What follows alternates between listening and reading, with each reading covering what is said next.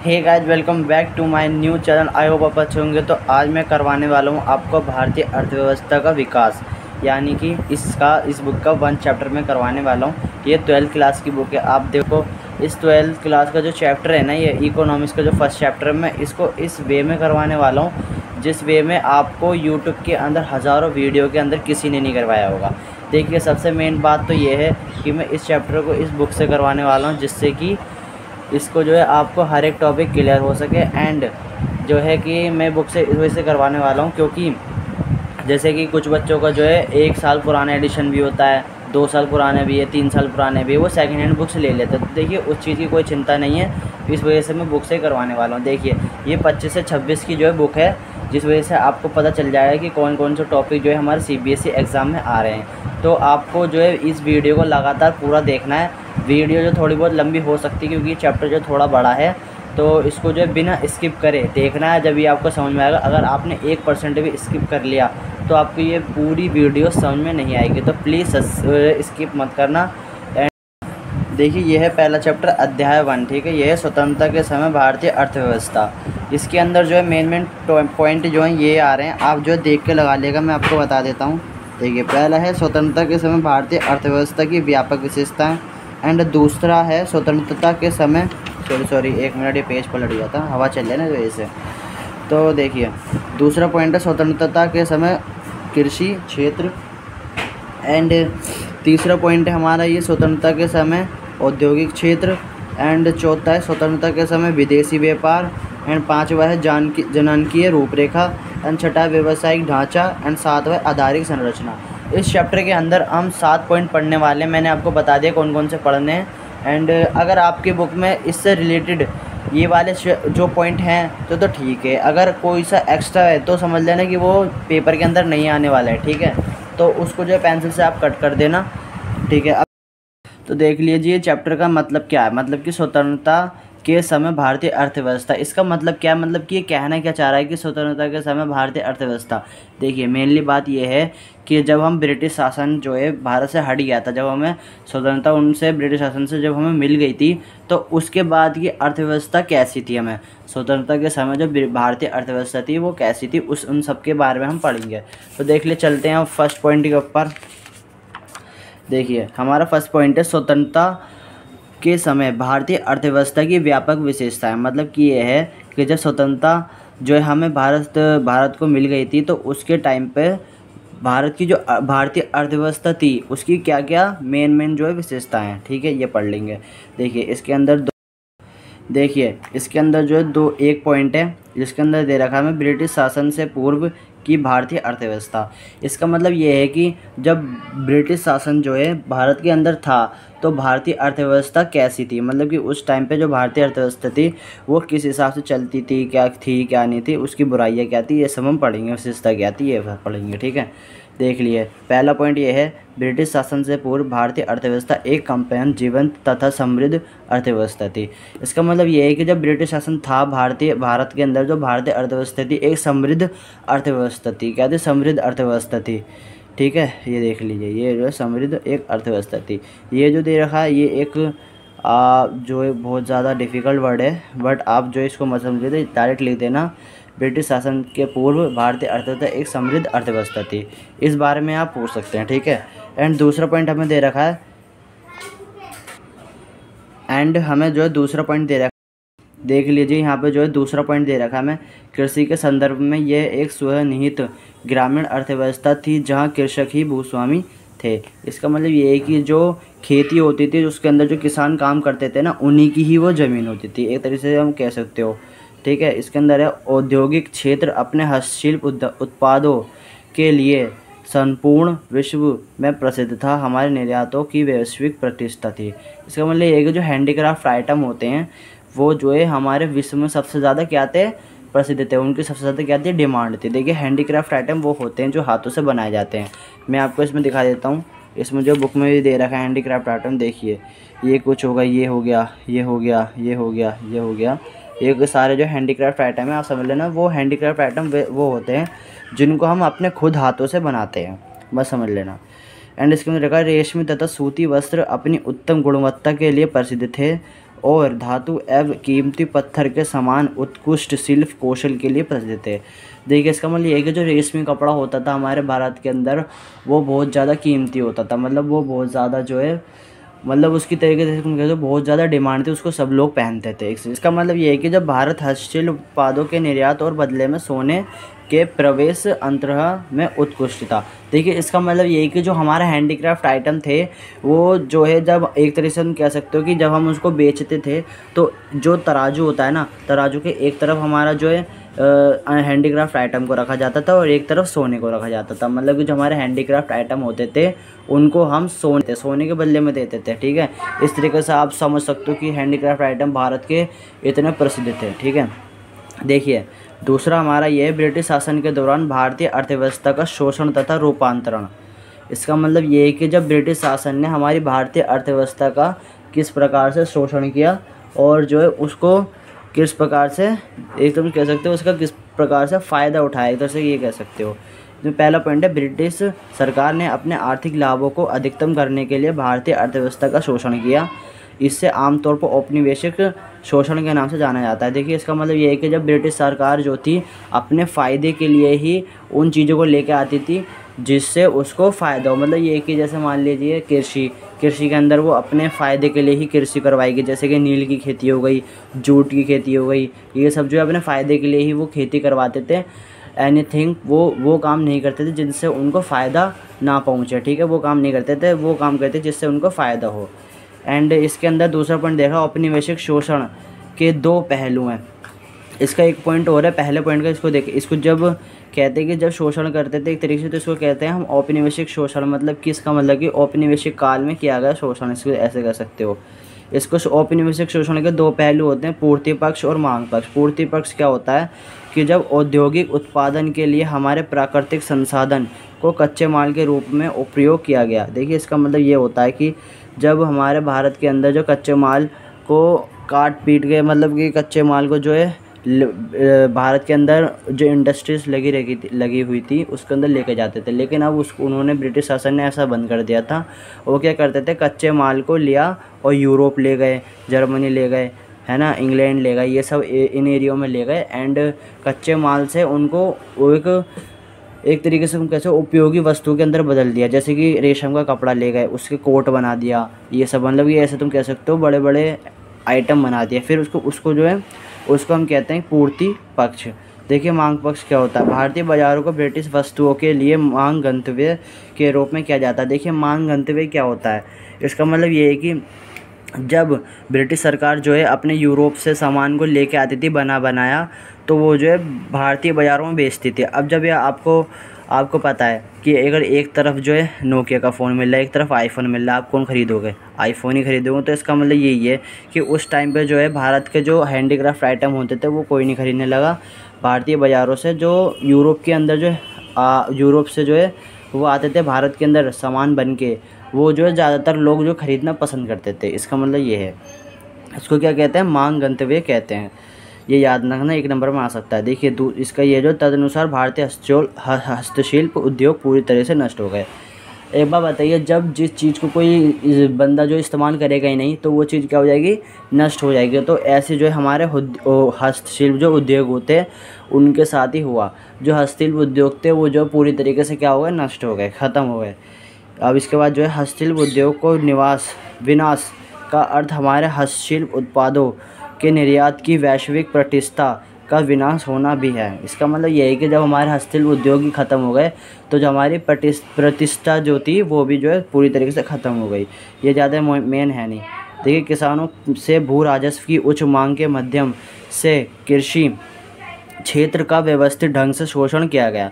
इसका मतलब ये है कि जो किसानों से जो है अंधाधुंध मांग के तौर पर उनका जो है क्या गया, शोषण किया गया। मतलब कि उनसे अंधाधुंध जो खेती करवा रहे हैं, उनसे जो अंधाधुंध अनाज ले रहे हैं, टैक्स ले रहे हैं, ये सब। ठीक है, इसका मतलब अब दूसरा पॉइंट है, जब किसान भू राजस्व की बढ़ती मांग का सामना करने में विफल रहे तो उन्हें भूमि के स्वामी के रूप में बेदखल कर दिया गया। कृषि ने किसानों द्वारा निवेश के लिए अधिशेष उत्पादन करना बंद कर दिया। देखिए इसका मतलब ये है कि जब किसान जो है उनको टैक्स नहीं दे पा रहे थे, है ना, और जो है उत्पादन नहीं कर पा रहे थे, जो उनको क्या करता, उनकी ही ज़मीन से उनको बेदखल कर दिया गया। ठीक है, अब इसका मतलब लास्ट पॉइंट है, ब्रिटिश शासन के दौरान भारतीय अर्थव्यवस्था पूरी तरह से रूपांतरित कर दी गई या उलट दी गई। एक कंपैक्ट तथा समृद्ध अर्थव्यवस्था को पिछड़ी तथा गतिहीन अर्थव्यवस्था में परिवर्तित कर दिया गया। देखिए इसको जो एक विशेषता ये भी है कि जब ब्रिटिश शासन जब था तो जो बहुत ज़्यादा मतलब एक तरह से कहते हैं गतिहीन अर्थव्यवस्था और पिछड़ी हुई अर्थव्यवस्था में परिवर्तन हो गई, ये सब कह सकते हो। ठीक है, इसको जो है आपको ये चैप्टर जब भी समझ में आएगा कि जब आप जो है जब मैं ये वीडियो पढ़ा रहा हूँ तो इसके सामने कॉपी रखिए एंड ये जो मेन पॉइंट बता रहा हूँ ये लिखते रहिए एंड बुक ज़रूर निकाल के रखना। बुक निकालोगे जब भी आपको ज़्यादातर इसे समझ में आएगा। देखिए इसका जो है अब दूसरा पॉइंट ये है, स्वतंत्रता प्राप्ति के समय भारतीय अर्थव्यवस्था की व्यापक विशेषताएं। देखिए ये वाला जो पॉइंट था ये तो था मतलब ब्रिटिश शासन का। ठीक है, ये था स्वतंत्रता जब हम मिल गई थी, ये जब की है। तो स्वतंत्रता जब हमें मिल गई थी तो भारतीय अर्थव्यवस्था की क्या क्या व्यापक विशेषताएं थी ये सुन लेते हैं। देख लीजिए इसके अंदर ये चक्र दे रखा है, मतलब इसे शॉर्ट फॉर्म में बता रखा है। देख लीजिए पहला है गतिहीन अर्थव्यवस्था, मतलब कि जब स्वतंत्रता हमें मिल गई थी, एक बार बताइए जब स्वतंत्रता हमें मिल भी गई तो जो ब्रिटिश शासन जो था ब्रिटिश काल के अंदर वो भारत से जो है हर एक चीज़ तो ले गए अपने यूरोप में, तो है ना, हर एक कोई भी संसाधन यहाँ पे छोड़ा नहीं। तो जो हमारी अर्थव्यवस्था कैसे होगी, गतिहीन ही होगी। मतलब गतिहीन का मतलब होता है बिल्कुल ही रुक जाना, बिल्कुल ही ठप हो जाना। इसका मतलब ये है बिल्कुल भी आगे बढ़े ही ना। पिछड़ी हुई अर्थव्यवस्था मतलब जो बाकी देशों से जो हमारी अर्थव्यवस्था थी, बाकी देशों से आसपास के जो देश थे उनसे जो है बहुत ज़्यादा पीछे हो गई थी हमारी अर्थव्यवस्था। कृषि का प्रभुत्व, मतलब कि इसमें जो है कृषि का प्रभुत्व था। ठीक है, बहुत ज़्यादा जो था कृषि का प्रभुत्व था। इसके अंदर जो पहले मैंने बता रखे हैं, मैं आपको बता दूँ कृषि का प्रभुत्व। देखिए निराशाजनक औद्योगिकरण, मतलब इसका जो है पहले मैं आपको बता देता हूँ कृषि का प्रभुत्व। देखिए कृषि का प्रभुत्व हमें देखा, कृषि के भारतीय अर्थव्यवस्था पर कृषि के क्षेत्र का आजीविका मुख्य स्रोत के रूप में प्रभुत्व थे। देखिए इसका मतलब ये है कि जब भारत के अंदर जनसंख्या जो है 80% जो जनसंख्या थी वो अपने कृषि के ऊपर जीवित थी। मतलब कि 80% जो आबादी थी उसकी भारत की वो जो है कृषि पर ही क्या थे, आजीविका पर क्या थे, निर्भर थे, इस वजह से तुम कह सकते हो। देखिए क्या है, कार्यशील जनसंख्या का लगभग 70% भाग कृषि में लगा हुआ था। मतलब कि जो ज़्यादातर काम जो करा जाता था कृषि के ऊपर ही करा जा रहा था। 70% जो है कृषि के ऊपर ही क्या करा जा रहा था, काम करा जा रहा था। देखिए चौथा पॉइंट हमारे ये निराशाजनक औद्योगिकरण हम पढ़ लेते हैं। देखिए इसके अंदर जो चौथा पॉइंट है निराशाजनक औद्योगिकरण। ब्रिटिश शासन से पूर्व भारत में औद्योगिक क्षेत्र में हस्तशिल्प उद्योग के लिए अच्छी तरह से जाना जाता था। मतलब जब ब्रिटिश शासन जब था तो जो हस्तशिल्प उद्योग जो अच्छी तरीके से जो जाना जाता था भारत के अंदर, परंतु ब्रिटिश सरकार की विभेद मूलक नीतियों के कारण इसका व्यवस्थित ढंग से पतन हुआ। मतलब कि जो ब्रिटिश सरकार जो थी वो उल्टे सीधे रूल लाते गई, कच्चे माल को यूरोप ले गई, वहाँ से जो है एक अच्छी तरीके से वस्तु बना के लेके आई भारत के अंदर, वहाँ उसके बाज़ारों में बेचा, तो इस कारण जो है हस्तशिल्प उद्योग जो नष्ट हो गए। ठीक है, बस यही था इसके अंदर। स्वतंत्रता के समय छोटे पैमाने के उद्योग और कुटीर उद्योग लगभग नष्ट हो गए। मतलब जो छोटे पैमाने पर जो उद्योग लगे रहते, कारखाने हो गए, है ना, और जो चप्पल जूतों के जो कारखाने होते हैं, ये सब मतलब एग्जांपल दे रहा हूँ मैं, लेकिन जो छोटे छोटे जो वो होते थे कारखाने उद्योग, वो जो है पूरी तरीके से क्या हो गए, नष्ट हो गए।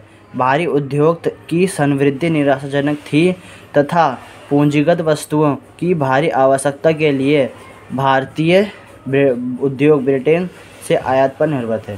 मतलब कि जो भारतीय उद्योग थे वो क्या थे, ब्रिटेन से क्या करते थे, आयात पर क्या थे, निर्भर थे, वहाँ से जो सामान लेते थे ज़्यादातर। अब देखिए यहाँ पे क्या, आयातों पर भारी निर्यात।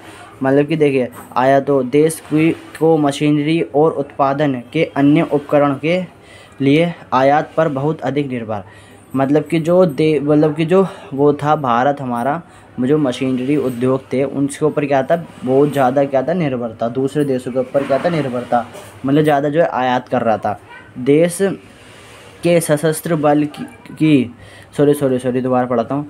देश के सशस्त्र बल की भी अधिकांश रक्षा उपकरण के लिए विदेश आयात पर बहुत अधिक निर्भर थे। मतलब कि जो है जो रक्षा उपकरण हो गए, मतलब कि हथियार वथियार हो गए, ये सब जो बाहर के देशों पर क्या था, निर्भर थे। इसके अलावा कई उपभोक्ता वस्तुएं जैसे सिलाई मशीन, दवाई, मिट्टी व तेल, साइकिल इत्यादि विदेशों का आयात किया जाता था। मतलब क्या जाता था, आयात किया जाता था, दूसरे देशों से क्या क्या लिया जाता था सामान। ठीक है, पढ़ लेते हैं अब। जो है ये सीमित शहरीकरण, मतलब कि जो है बहुत ज़्यादा क्या था, सीमित शहरीकरण थे। स्वतंत्रता प्राप्ति के समय भारत की अधिकांश जनसंख्या गाँव में रहती थी। सन 1948 में केवल 15% शहरी क्षेत्रों में रहती थी, जबकि 85% गाँव में रहती थी। देखिए जो शहर, मतलब जो वहाँ पे जो है भारत के अंदर बहुत शहर जो है एक तरीके से हम कह सकते कम थे, शहर जो बहुत कम थे। ज़्यादातर जो 85% जो जनसंख्या थी वो क्या कहाँ रहती थी, वो रहती थी गाँवों में, और जो बाकी की जो 15% वो रहती थी शहरीकरण में। ठीक है, शहर में रहती थी।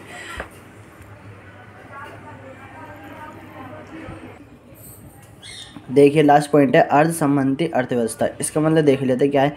स्वतंत्रता प्राप्ति के समय भारतीय अर्थव्यवस्था ना तो पूर्ण रूप से संबंधी थी और ना ही पूंजीवादी अर्थव्यवस्था थी। यह एक मिश्रित अर्थव्यवस्था या अर्ध संबंधी अर्थव्यवस्था थी। देखिए हम पढ़ लेते हैं। जो हमारी भारत की जो अर्थव्यवस्था थी वो बिल्कुल भी, जो हमारी जो भारत की जो अर्थव्यवस्था थी वो बिल्कुल भी क्या नहीं थी, ना ही तो संबंधित थी और ना ही पूंजीवादी अर्थव्यवस्था थी। वो क्या थी, मिश्रित थी। मतलब कि आधा भाग इसका संबंधी का और आधा भाग पूंजीवादी अर्थव्यवस्था का, मतलब मिश्रित थी।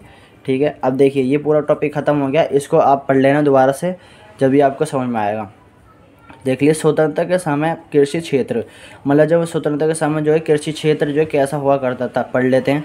इसमें देखा स्वतंत्रता प्राप्ति के समय भारतीय अर्थव्यवस्था मुख्यतः कृषि अर्थव्यवस्था थी। मतलब कि जो स्वतंत्रता के समय जो है ज़्यादातर जो किस पे ध्यान दिया जाता है, कृषि के ऊपर, कृषि अर्थव्यवस्था के ऊपर ही जो है चलती थी। अब पढ़ लेते हैं। जनसंख्या का लगभग 80% भाग आजीविका के लिए कृषि पर निर्भर था। जो भारतीय अर्थव्यवस्था ने कृषि महत्व को दर्शाता है। हालांकि यह क्षेत्र अत्यंत गतिहीन तथा चिरकालिक पिछड़ेपन से पीड़ित था। देख लीजिए आपको जो ये ज़्यादा जो है ये सब जो इसमें दे रखे हैं डिफ़िकल्ट वर्ड, ये पढ़ने की जो ज़रूरत नहीं है, मैं आपको इसी वे में समझा देता हूँ। जनसंख्या का जो 80% भाग था ना, वो कृषि के ऊपर क्या था, निर्भर था। बस इसके ऊपर और आगे कुछ लिखना है ही नहीं, बस ये लिख देना। एंड इसके ऊपर देखिए क्या जाएगा, कृषि के क्षेत्र की स्थिति दे रखी है हमें कुछ। निम्न उत्पादन एवं उत्पादकता, मतलब कि जो है प्रति इकाई भूमि का कुल उत्पादन का कम था। मतलब कि जो है उत्पादन कम कर रहे थे और उत्पादकता जो है ज़्यादा थे, है ना। मतलब कि इसका मतलब ये है कि जो उत्पादन हो रहा था वो बहुत ज़्यादा कम हो रहा था, और उत्पादन मतलब कि जो उत्पादन करने वाले थे, उत्पादकता जो थे वो बहुत ज़्यादा थे। ठीक है, अब पढ़ लेते हैं शोषक भू व्यवस्था प्रणाली। मतलब जी इसका मतलब पढ़ लेते हैं जमींदारी तथा किसानों के अधिकतम राशि प्राप्त करना। मतलब कि जो ज़मींदार थे वो जो किसानों से क्या करते थे, बहुत ज़्यादा राशि प्राप्त करते थे, बहुत ज़्यादा राशि जो है प्राप्त करते थे। एंड इसमें दे रखा कृषि का बाध्यकारी व्यापारीकरण। इसका मतलब ये है कि निर्वाह खेती से व्यापारिक खेती की ओर परिवर्तन। जो निर्वाह खेती होती थी उसकी जो है खेती जो है निर्वाह खेती जो होती है उसको जो है खेती की तरह क्या हो गया, परिवर्तन हो गया। मैं आपको पढ़ाऊंगा निर्वाह खेती क्या होती है। अभी इसको जो है छोटे छोटे पे समझ लेते हैं। कृषि आधारित संरचना में निवेश की कमी। इसका मतलब ये है कि जो कृषि आधारित संरचना थी उसके अंदर जो इन्वेस्टमेंट बहुत ज़्यादा कम हो रहा था। एंड ये देख लीजिए ई पॉइंट है, भूमि के स्वामी तथा उसे जोतने वाले किसानों के बीच अंतर। जो भूस्वामी होते थे उसको जो मतलब जो निवेश प्रेरणा का अभाव, मतलब कि जो है इसके अंदर जो प्रेरणा जो है बहुत ज़्यादा कम थी। देख लीजिए एफ पॉइंट है, छोटी एफ खंडित जोतें। ठीक है, इसका मतलब ये है कि जो किसानों की ज़मीन होती थी, देख लीजिए जैसे कि मान लीजिए एक किसान की ज़मीन इधर है और एक किसान की ज़मीन इधर है। देखिए जो तो दूसरे किसान की ज़मीन होगी ना वो इधर होगी, और इसकी तीसरी की इधर होगी। मतलब कि जो कि सबकी जो ज़मीन होती थी वो सबसे ज़्यादा क्या होती, अलग अलग होती थी। मतलब कि किसी की यहाँ है तो किसी की दूसरे एरिए पे होगी, किसी की दूसरे एरिए पे तो किसी की तीसरे एरिए पे होगी, ऐसे ऐसे होता था। देख लीजिए निर्वाह का दृष्टिकोण। निर्वाह का दृष्टिकोण था मतलब कि पारंपरिक दृष्टिकोण, स्वयं उपभोग के लिए उत्पादन। ठीक लीजिए, समझ में आ गया। एंड देखिए इसके अंदर जो है कुछ पॉइंट्स दे रखे हैं, ये देख लीजिए। निम्न उत्पादन है उत्पादकता, इसको मैं आपको पढ़ा देता हूँ। देख लीजिए, समझ लीजिए। निम्न उत्पादन है उत्पादकता। उत्पादन से अभिप्राय कुल पैदावार से है, जबकि उत्पादकता का तात्पर्य प्रति हेक्टेयर भूमि के उत्पादन से है। स्वतंत्रता प्राप्ति के समय दोनों उत्पादन तथा उत्पादकता बहुत ही कम थे। यह किसानों के पास साधनों की कमी और भूमि को जोतने वाले किसानों के साथ प्रोत्साहन की कमी का परिणाम था। देख लीजिए, इसका मतलब ये होता है कि जो उत्पादन था और उत्पादकता, मतलब जो उत्पादकता मतलब वो होता है कि जो उगाता है, मतलब चीज़ को क्या करता है, उगाता है, इन्वेट करता है, मतलब उसको बनाता है। ठीक है ना। और जो उत्पादन होता है, मतलब उत्पादन का मतलब कितना जो है प्रोडक्शन हुआ, ये सब जो है। ठीक है, ये जो है दोनों ही उस टाइम पे क्या थे, बहुत ज़्यादा कम थे। ठीक है जी। जब ये जो इसका ये है, अब पढ़ लेते हैं। इसमें दे रखा है हमें शोषक भू व्यवस्था प्रणाली। शोषक भू व्यवस्था प्रणाली, इसको जो है मैं आपको जो है शॉर्ट फॉर्म में बताऊं, क्योंकि देख लीजिए अब ये बहुत ज़्यादा बड़ा है, यहाँ तक है। शॉर्ट फॉर्म बता देता हूँ, देखिए पढ़ लीजिए। इसमें दे रखा है निम्न उत्पादन अब उत्पादकता। इसके अंदर में दे रखा है उत्पादन से अभिप्राय कुल पैदावार से है, जबकि उत्पादक का तात्पर्य प्रति हेक्टेयर भूमि के उत्पादन से है। स्वतंत्रता प्राप्ति के समय दोनों उत्पादन तथा उत्पादकता बहुत ही कम थे। यह किसानों के पास साधनों की कमी और भूमि को जोतने वाले किसानों के साथ प्रोत्साहन की कमी परिणाम करता था। देख लीजिए, इसका मतलब देखिए, इसका मतलब जो ज़्यादा कुछ है नहीं। इसका मतलब यह है कि जो उत्पादन था उस टाइम का बहुत ज़्यादा लो था, और जो उत्पादक थे वो भी बहुत ज़्यादा कम थे। मतलब जो खेत को जोतने वाले लोग थे वो भी बहुत ज़्यादा कम थे, और जो है जो लोग जो खेत को जोत भी रहे थे ना, उनके खेतों में जो उग नहीं रहा था उस टाइम पे, ये सब था। क्योंकि जो है ब्रिटिश शासन के तौर पे जो नील की खेती करवाई गई। आपको पता है कि जब एक बार खेत के अंदर नील की खेती हो जाती है तो उसके अंदर सारे मिनरल्स जो है मिट्टी के सारे लॉस हो जाते हैं, मतलब ख़त्म हो जाते हैं। एंड पढ़ लेते हैं। इसके अंदर हमें दे रखा है शोषक भू व्यवस्था प्रणाली। इसको जो है मैं शॉर्ट फॉर्म में पढ़ाऊँगा, क्योंकि जो देखिए बहुत ज़्यादा लंबा है। इसको शॉर्ट फॉर्म में बता देता हूँ क्या क्या होता है इसके अंदर। देखिए, मैं आपको जो है ऐसे बता देता हूँ आपको ऐसी। इसमें दे रखा है ज़मींदारों को भूमि के स्थायी स्वामी स्वीकार किया गया था। एंड देखिए गाइस, अब दिखाई दे रहा है ना, देखिए कृषि व बाध्यकारी व्यापारीकरण। इसको जो है हमारा जो है नीले नीले करके ये मेन दे रखा है। मेन पढ़ा देता हूँ ताकि जो है वीडियो जो ज़्यादा लॉन्ग ना हो पाए। देखिए, इसके अंदर में दे रखा है किसानों को नील की खेती करने के लिए विवश किया गया। मतलब कि जो ब्रिटेन सरकार थी वो जो नील की खेती जो है उनके लिए बहुत ज़्यादा महत्वपूर्ण रखती थी, क्योंकि यूरोप लेके जाते थे। जो इस वजह से किसानों के ऊपर क्या कहने का दबदबा बनाया, क्योंकि तुम नील की खेती करो, नील की खेती करो, इस वजह से। ठीक है। एंड दे रखा हमें व्यापारिक फसलों के उत्पादन के कारण निर्वाह खेती करने के लिए किसानों को स्वयं के निर्वाह के कारण बाज़ार की अनिश्चितताओं का सामना करना पड़ा। देखिए, मतलब कि जो है उनका फ़ायदा करने के लिए उनको जो है अपना नुकसान करना पड़ा। मेन जो है ये कर लीजिए। इसमें हमें दे रखा है कृषि आधारित संरचना में निवेश की कमी। जो कृषि आधारित संरचना थी उसके अंदर जो निवेश बहुत ज़्यादा कम था। ठीक है, देख लीजिए। मतलब सिंचाई की स्थायी साधन उपलब्ध नहीं थी। मतलब जो किसान जो थे वो खेत के अंदर सिंचाई करते हैं, उसकी जो उपलब्धता नहीं थी। ठीक है। कृषि क्षेत्र वर्षा पर बहुत अधिक निर्भर था और इसलिए इस क्षेत्र की अनिश्चितता बनी रही। मतलब कि जो कृषि क्षेत्र था बहुत ज़्यादा किस पे था निर्भर, वो जो है बहुत ज़्यादा वर्षा पे जो है बहुत ज़्यादा निर्भर करते थे उस टाइम पे। बाढ़ नियंत्रण, जल निकासी तथा मिट्टी का अलीकरण जिनसे इस क्षेत्र की उत्पादकता बढ़ सकती है, इन तत्वों की पूरी तरह अवहेलना की गई। मतलब कि जो कृषि के अंदर जो मेन पॉइंट होते थे, मतलब कि जो जैसे हम कहते थे मिट्टी की उत्पादकता की, है ना, और क्या कहते हैं उसे खाद कहते हैं, उन सब की क्या की गई, अवहेलना की गई। ठीक है। एंड देखिए, भूमि के स्वामी तथा उसे जोतने वाले किसानों के बीच अंतर। देखिए, जो भूमि होते थे, भूमि के स्वामी मतलब ज़मींदार जो होते थे, और जो किसानों को मतलब जो ज़मीन को जो क्या करते थे, जोतते थे। मतलब कि जो ज़मीन के अंदर जो है मतलब मेहनत कर रहे हैं कृषि करने के लिए, उसके अंदर क्या था, डिफरेंट क्या है। देख लिया, हम पढ़ लेंगे। भूमि के स्वामी फसल के हिस्सेदार तो थे, किंतु उत्पादन की लागत में उनका कोई हिस्सा नहीं होता था। मतलब कि वो जो ज़मींदार होते थे वो जो एक मेरा मतलब है कि जो ज़मींदार होते थे वो जो ज़मीन होती थी ना, ज़मीन उसके हिस्सेदार तो होते थे, लेकिन जो उसके अंदर जो एफ़र्ट लग रहा है, एफ़र्ट का मतलब कि जो उसके अंदर ताकत लग रही है उसको खोद जोतने के अंदर, कृषि करने के लिए, उसके जो हिस्सेदार नहीं थे। मतलब कि उसे बैठे रहते थे और जो उनका हिस्सा आता रहता था ये सब हिस्सा था। ठीक है, अब पढ़ लेते हैं। अब मेरा नेक्स्ट पॉइंट रहेगा लास्ट, ये पढ़ेंगे नीला वाला। भूमि को जोतने वाले किसानों के पास निवेश करने के लिए संसाधन नहीं थे, जबकि भूमि के स्वामी की कोई रुचि नहीं थी। मतलब कि जो भूमि को जोतने वाले किसान थे उनके पास कोई भी किसी प्रकार का क्या नहीं था, संसाधन नहीं थे। वो सिर्फ बैलगाड़ी और जो है हाले से हल होता है ना, हल, उससे जो क्या करते थे, भूमि को जोतते थे। एंड पढ़ लेते हैं छोटी एवं खंडित जोतें। इसका मतलब यह है कि जोतें छोटी होने के साथ खंडित थीं, तदनुसार अधिकांश जोतें अनार्थिक थी, जिन पर उच्च लागत पर कम उपज थी। इसका मतलब ये है कि जो है बहुत ज़्यादा क्या कर रहे थे, इन्वेस्ट तो कर रहे थे वो लोग, उसके अंदर जो है बहुत ज़्यादा पैसा तो लगा रहे थे, लेकिन जो है उतना प्रोडक्शन नहीं हो रहा था।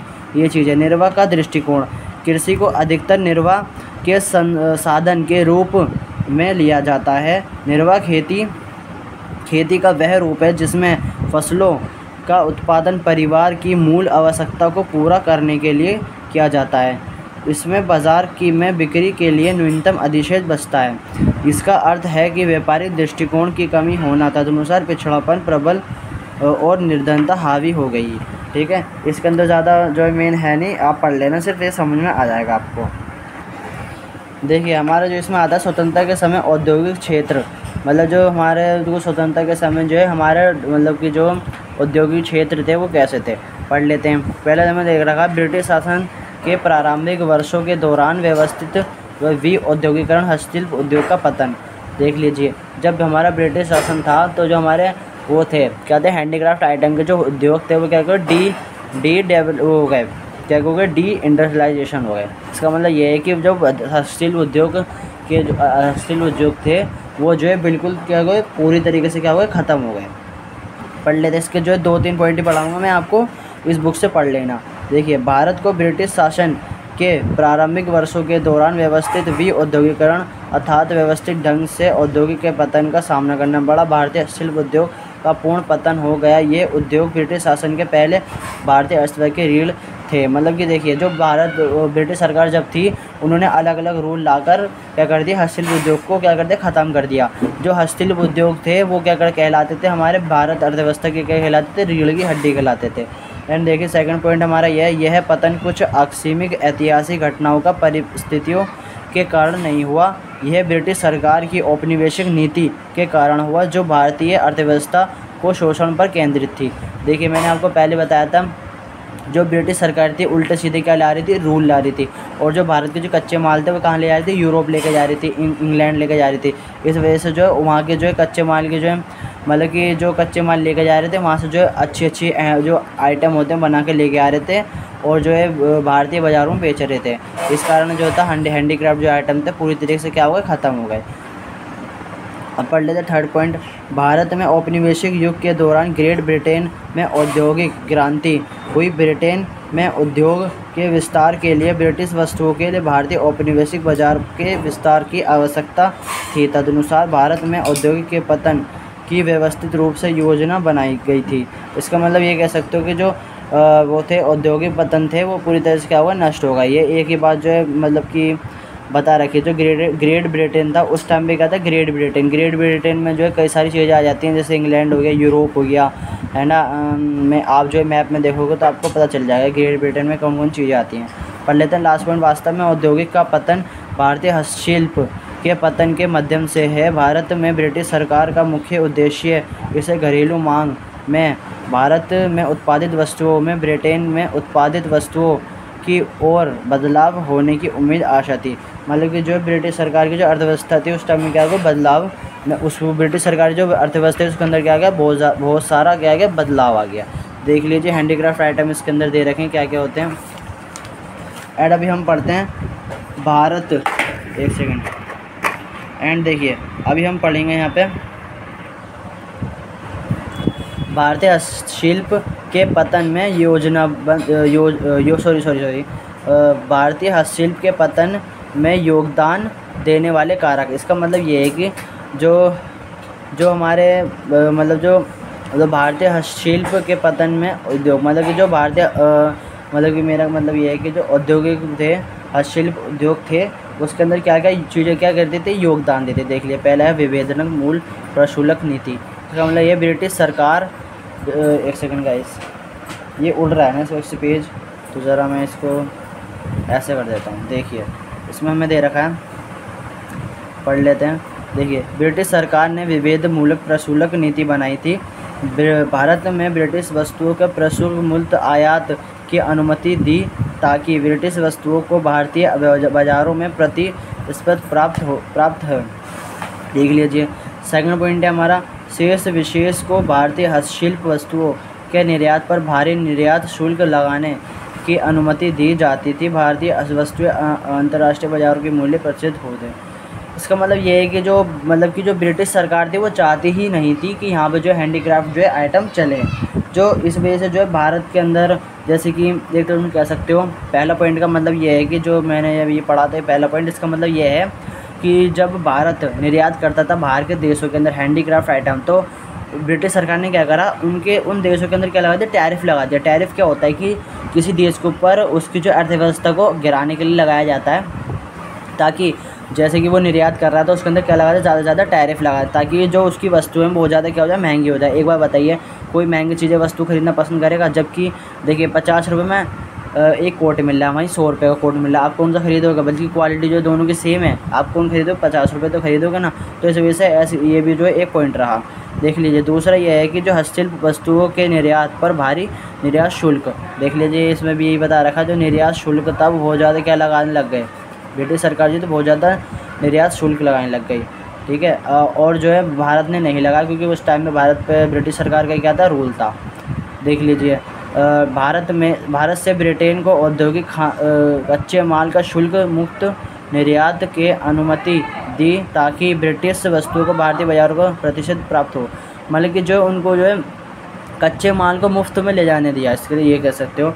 रेलवे का विस्तार, देख लीजिए रेलवे का विस्तार क्या है कि जो ब्रिटिश सरकार, जो बाकी के लोग, ये जो लोग कहते हैं सोशल मीडिया पे कहते हैं कि हमारा जो रेलवे का विस्तार किया है ना, तो रेलवे का विस्तार जो है उन्होंने हमारे लिए नहीं करा था, बल्कि अपने लिए किया था, ताकि जो कच्चे माल को ज़्यादा से ज़्यादा जल्द से जल्द जो है अपने यूरोप में भेजा जा सके। ये सब था, ब्रिटिश वस्तुओं की कम लागत। इसका मतलब ये है कि देखिए जो हैंडीक्राफ्ट आइटम थे, देखिए इसका मतलब ये है कुशल कारीगरों की कमी और निवेश के लिए पूंजी की कमी। इसका मतलब ये है कि जो कुशल कारीगर थे, मतलब कि जो हैंडीक्राफ्ट आइटम बनाने वाले जो लोग थे, उनकी भी कमी होने लगे। एक बार बताइए, जब प्रोडक्शन ही खत्म हो गया तो लोग उस काम में करके करेंगे क्या?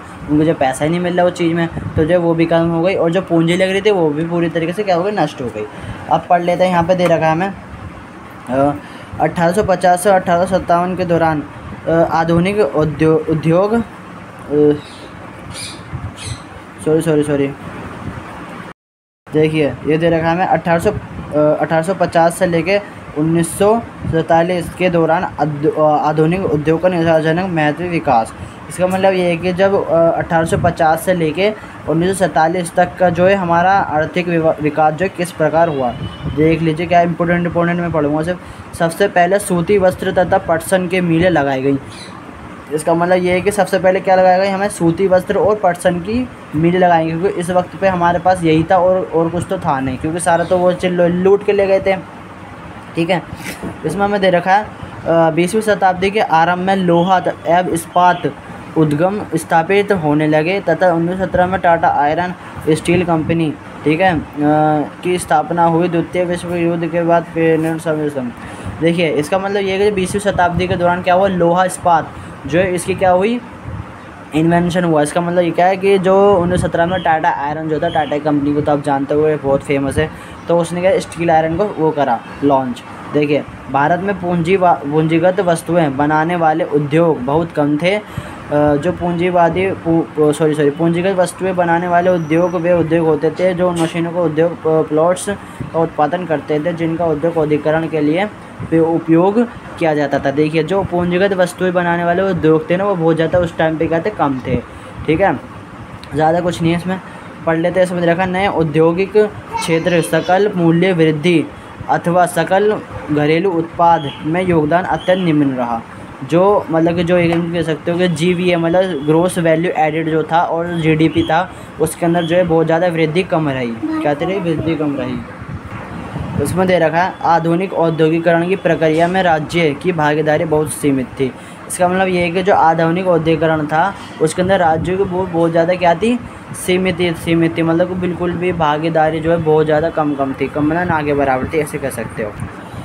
देखिए अगर वीडियो जो है थोड़ी बहुत लंबी हो रही है तो इसके जो है आपको देख के हैरान डरना नहीं है। आप जो है कि इस वीडियो को पूरा देखना, क्योंकि जो है चैप्टर बहुत ज़्यादा लंबा है।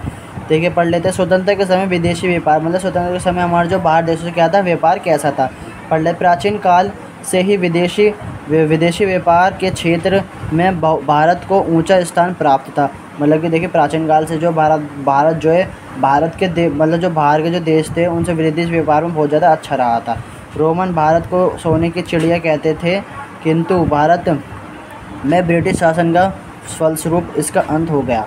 देखिए इसका मतलब ये है कि जो रोमन थे ना, वो एक ब्रिटिश काल का जो है बंदा होता था, मेरे ख्याल से रोमन, आई डोंट नो कौन है, आप देख लेना गूगल पे में। जो रोमन जो थे वो सोने की चिड़िया कहते थे भारत को, लेकिन जब ब्रिटिश सरकार का एंट्रेंस हुआ किसके अंदर, भारत के अंदर, तो वो सोने की चिड़िया खत्म हो, क्योंकि सारा सोना तो वो अपने यूरोप में ले गए, ब्रिटेन में ले गए। अब पढ़ लेते। देखो ब्रिटिश शासन के पूर्व भारत तैयार वस्तुओं जैसे बारीक कपास, रेशम, लोहे की बनी वस्तुएं, लकड़ी की वस्तुएं, हाथी दांत का काम तथा मूल्यवान रत्न के निर्यातक के रूप में जाना जाता है। इसका मतलब ये है कि जो ब्रिटिश शासन था, मतलब जो भारत था उस टाइम पे किस बारे में जाना जाता था, इस बारे में। देखिए ये बारीक कपास ये सब जो है जाता था। देख लेते हैं। ब्रिटिश ने भारत को कच्चे माल का शुद्ध निर्यातक तथा तैयार वस्तुओं का आयातक बना दिया था। मतलब जो ब्रिटिश सरकार ने भारत को क्या बना दिया था, कच्चे माल का निर्यातक, ठीक है, और जो तैयार वस्तुओं के बनाते आयातक, मतलब कि जो यहाँ से निर्यात ले गए थे कच्चे माल को क्या करते, वो भारत निर्यात करता था, और जो वहाँ से जो वस्तु आती उनको क्या करता, आयात करता था। ठीक है, पढ़ लेते हैं। इसके अंदर 3 पॉइंट दे रखे हैं। पहला है कच्चे माल का शुद्ध निर्यात, सॉरी हिल गया था पेज। देखिए पढ़ लेते हैं। दूसरा कच्चे माल का शुद्ध निर्यातक एवं तैयार वस्तुओं का आयातक, मतलब जो कच्चे माल के रूप में क्या करता था, भारत निर्यात करता था, और तैयार वस्तुओं का करता आयातक करता था। जो यूरोप से जो तैयार वस्तुएं आती थी उनको करता आयात करता था, मतलब लेता था। भारत के विदेशी व्यापार एक अधिकार नियंत्रण था, मतलब जो भारत के विदेशी व्यापार था ना, एक ही के पास क्या था, अधिकार था व्यापार में, मतलब एक ही के पास क्या था, अधिकार था, जो कि किसके पास था, ब्रिटिश सरकार के पास था। ब्रिटिश सरकार जो है बहुत ज़्यादा दबदबा रखती थी उस टाइम पे, मतलब व्यापार में अधिक है, परंतु केवल अंग्रेज़ों के लाभ के लिए। जैसे व्यापार तो कर रहे हैं वो लोग, लेकिन किसके लिए लाभ हो रहा था, अंग्रेज़ों को लाभ हो रहा था, गोरे लोगों को लाभ हो रहा था। ठीक है ना, मतलब कि जो भी ब्रिटिश सरकार वहाँ पे काम करवा रही थी, एक से कह सकते हो, मतलब बाय द वे उन्हीं सबको, मतलब जो अंग्रेज़ थे उन्हीं सबको क्या मिल रहा था, फ़ायदा हो रहा था, मतलब कि इंडिया के लोगों ना के बराबर क्या हो रहा था, फ़ायदा हो रहा था। अब पढ़ लेते हैं। देखिए जो मैंने आपको पॉइंट समझाए ये पूरे यही हैं, मैं इसको नहीं समझाऊंगा तो वीडियो जो बहुत ज़्यादा लंबी हो जाएगी, आप जो है किताब में पढ़ लेना। ठीक है, देखिए इसमें देखा जनानकीय रूपरेखा पढ़ लेते हैं। इसमें क्या है, जन्म दर, इसके अंदर देख ले ब्रिटिश शासन काल, सॉरी मैं यहाँ से पढ़ रहा हूँ, देख लीजिए। ब्रिटिश शासन काल के दौरान जनानकीय अवस्थाएं उन सभी विशेषताओं को प्रकट करती थी जो एक गतिहीन तथा पिछड़ी अर्थव्यवस्था देखी जाती है। ये मतलब इसका मतलब है कि ब्रिटिश शासन के दौरान जो है, मतलब कि जन्म दर को मतलब जनसंख्या को कहते हैं निर्धारित करती थी। उस टाइम पे जो है बहुत मतलब कि हॉस्पिटल बने हुए थे, मतलब लेकिन जो है बहुत ज़्यादा कम थे हॉस्पिटल, एंड जो है हॉस्पिटल के अंदर बिल्कुल भी मतलब डेवलाइजेशन नहीं हुआ था बिल्कुल भी। ठीक है ना, मतलब बेकार कहते हैं इसी वैसे तो। जन्म दर तथा मृत्यु दर ब्रिटिश काल के दौरान पे देख लेते हैं। जन्म दर तथा मृत्यु दर दोनों ही बहुत ऊंचे थे, लगभग 48 तथा 40 प्रति हज़ार के उच्च जन्म दर तथा उच्च मृत्यु दर की अवस्था देश में पाए जाने वाली व्यावहारिक निरंतरता अवस्था तो बताते हैं। देख लो, जो जन्म दर थी वो 48 थी उस टाइम पे, और जो मृत्यु दर थी वो 40 प्रति हज़ार ये थी। देख लो उस टाइम पे ब्रिटिश शासन के दौरान पे। ठीक है, यहाँ से पेज उड़ रहे हैं क्योंकि हवा चल रही है इस टाइम पे, पंखा चला रखा है ना, तो इस वजह से पेज उड़ रहे हैं। देख लेते हैं। अब देखिए शिशु मृत्यु दर। शिशु मृत्यु दर है कि जो बच्चे होते हैं पैदा होने से पहले जो मर जाते हैं, मतलब पैदा तो हो जाते हैं 1-2 मिनट में मर जाते हैं, या 1 साल से पहले मतलब महीनों में मर जाते हैं, 1 साल से होने में पहले मर जाते हैं। शिशु मृत्यु दर ऊँची बहुत थी, लगभग 2 मतलब एकदम तो कैसे जो शिशु में से बोला नहीं जा रहा गाइस, शिशु जो मृत्यु दर थी बहुत ज़्यादा क्या थी, बहुत ज़्यादा थी। 218 प्रति हज़ार थी। इसे आप अंदाज़ा लगा सकते हो कि उस टाइम में भारत का क्या हाल था, अंदाज़ा लगा सकते हो। पैदा होने से पहले ही लोग बच्चे मर जाते थे, उस टाइम पे ये था। लेकिन अब की कितनी है, अब वर्तमान में कितनी है, 33 प्रति हज़ार है। बहुत ज़्यादा अंतर आएगा, इस बहुत ज़्यादा अंतर है, क्योंकि अब जो डेवलपाइजेशन हो चुका है भारत का, ठीक है। अब देखिए इसमें देखा जीवन प्रत्याशा, इसमें देखा जब ब्रिटिश शासन जो था, देख लिए पढ़ लेते जीवन प्रत्याशा। इसका मतलब जब ब्रिटिश शासन था तो 32 साल की उम्र में लोग क्या थे, मर जाते थे। लेकिन अब क्या है, 69 वर्ष में जो है लोग जो मरते हैं ज़्यादातर। ये जो अब का आंकड़ा 69 जो है लोग तक ज़्यादातर जीते हैं। लेकिन जैसे जो गांव में होता है 100 साल जी लेते हैं, 90 साल होते हैं, ऐसा होता है। लेकिन जो मेनली जो है 69 है। पहले कितना था, 32 एक नंबर में आ सकता है, जो मैंने आपको बताया 1 नंबर में ऐसा याद रख चलना। अब तेरे साक्षरता दर, साक्षरता दर जो था पहले 16% कम थी, बट अभी कितनी है, 74। मैंने लिख के रख रखा है, ये 74 थी अब, बट पहले कितनी 16 थी। आप देख सकते हो कि ब्रिटिश शासन के तौर पे उन्होंने जो है क्या क्या कर रखा था, ठीक है।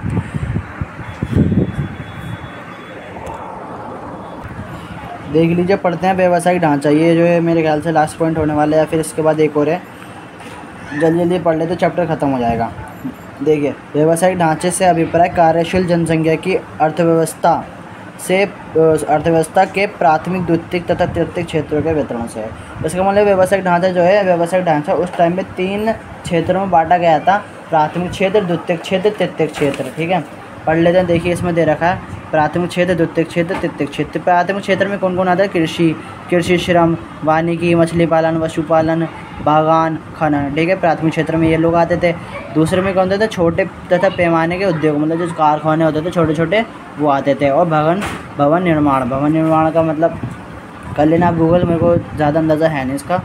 देखिए द्वितीय क्षेत्र व्यापार तथा वाणिज्य आता था, यातायात आता था, संग्रह तथा संचार आता था, तथा अन्य सेवाएं आती थी। मतलब कि जो इन तीनों से हट के जो बाकी की सेवाएं होती थी वो अन्य सेवाएं में आती थी, ठीक है। आप जो ये वाला point A and B and C अपने बुक में पढ़ लेना। मैंने आपको बता दिया है कि आप जो देख लेना, इसका जो पहला पॉइंट ये है, अगर आपका 1 साल पुराना एडिशन है तो इसमें देख लेना, ये वाला पॉइंट दे रखा होगा, एंड ये वाला भी, एंड ये वाला भी, ठीक है। चलते हैं अब नेक्स्ट टॉपिक है आधारिक संरचना, ठीक है। इसके ऊपर पढ़ लेते हैं आधारिक संरचना। इसका मतलब ये है कि आधारिक संरचना ये है कि जब ब्रिटिश सरकार ने भारत के लिए क्या सकारात्मक प्रभाव करे। देख ले, ये पढ़ लेते हैं। आधारिक संरचना के अंदर भी यही बता रखा है, जो सकारात्मक प्रभाव के अंदर ब्रिटिश सरकार का जो सकारात्मक प्रभाव पढ़ाऊँगा डायरेक्ट पढ़ लीजिए। देखिए पहला है कृषकों का व्यापारिक दृष्टिकोण, पढ़ लेते हैं। ब्रिटिश शासन के अंतर्गत कृषि के बाध्यकारी व्यापारीकरण ने निर्वाह किसानों को बाजार अनिश्चित के अवगत कराया। यह सच है कि लेकिन इससे किसानों के दृष्टिकोण में धीरे धीरे बदलाव आया। किसानों को उपज के बाजार मूल्य को उनके उत्पादन निर्णय का एक महत्वपूर्ण निर्धारण मानने लगे। देखिए जो कृषक जो होते थे उनको जो है ब्रिटिश सरकार ने बहुत ज़्यादा क्या करा, थोड़ा बहुत करा, ज़्यादा नहीं कह सकते हम, थोड़ा बहुत क्या करा, सपोर्ट करा, एक तरह से कह सकते हो। अब देखते हैं रोज़गार के नए अवसर। जब ब्रिटिश सरकार थी उन्होंने क्या करा, रोज़गार के नए अवसर निकालती रही, ठीक है। अब देखिए अकाल का नियंत्रण। जब भारत के अंदर अकाल पड़ गया था, ठीक है, अकाल जब पड़ गया था भारत के अंदर, जो उसके अंदर जो ब्रिटिश सरकार ने क्या करा, अपना अनुदान किया, ठीक है। अब पढ़ लेते हैं विनिमय की मौद्रिक प्रणाली पढ़ लेते हैं। देख ले, भारतीय अर्थव्यवस्था में एक महत्वपूर्ण परिवर्तन यह हुआ कि विस्तृत विनिमय प्रणाली का स्थान मुद्रा विनिमय प्रणाली ने ले लिया। मुद्रा विनिमय प्रणाली के विकास ने श्रम विभाजन, विशिष्टता तथा बड़े पैमाने के उत्पादन की सुविधा बना दिया। देखिए जो छोटे छोटे पैमाने होते थे उस टाइम पे क्या ले लिया, बड़े पैमाने ने ले लिया, उसका उसका जो दर्जा होता है, मतलब जो उस टाइम पे क्या करता, छोटे छोटे पैमाने चलते थे, ज़्यादातर क्या चलते थे, छोटे छोटे पैमाने। बट अब क्या हुआ, बड़े बड़े पैमाने ने उनका क्या ले लिया, कब्जा ले लिया, उनका स्थान ले लिया। कुशल प्रशासनिक प्रणाली, भारत को ब्रिटिश सरकार की एक महत्वपूर्ण देन कुशल प्रशासनिक प्रणाली था। इसमें हमारे राजनीतियों तथा नियोजकों के लिए परिकलित का नाम दिया। देख लीजिए, ये वाला जो नाम है, ये जो नाम है आप ज़रूर ध्यान में रखना, ये इम्पोर्टेंट है, 1 नंबर में आ सकता है। देख लीजिए, अब जो चैप्टर क्लोज हो गया है, इसमें तो एबिलिटी जोन दे रखा है। ये एबिलिटी जोन जो हर चैप्टर के अंदर दे रखा होता है। इस चैप्टर से एबिलिटी जोन जो होता है ये बहुत ज़्यादा इंपॉर्टेंट होता है, ज़रूर पढ़ लिएगा। मैं आपको दिखा देता हूँ कौन कौन से टॉपिक्स में दे रखे हैं, लगा लीजिएगा, ठीक है। एंड इसके अंदर देखिए समरी भी जो है ज़रूर से पढ़ना, क्योंकि 1 नंबर में इसमें बहुत ज़्यादा पूछा जाता है। ये देख लिए अभ्यास। एंड अभी हम चलते हैं तो अगली जो है, मैं अपनी अगली वीडियो में इसको बताऊंगा आपको भारतीय अर्थव्यवस्था, मतलब 2nd चैप्टर जो बताने वाला हूँ। अगले जो है अपने मेरी जो अगली वीडियो आएगी उसके अंदर जो है अध्याय 2 आएगा, मतलब भारतीय अर्थव्यवस्था के बारे में जो बताऊंगा। आप जो ये पॉइंट लगा लीजिए कौन कौन से आ रहे हैं, ठीक है।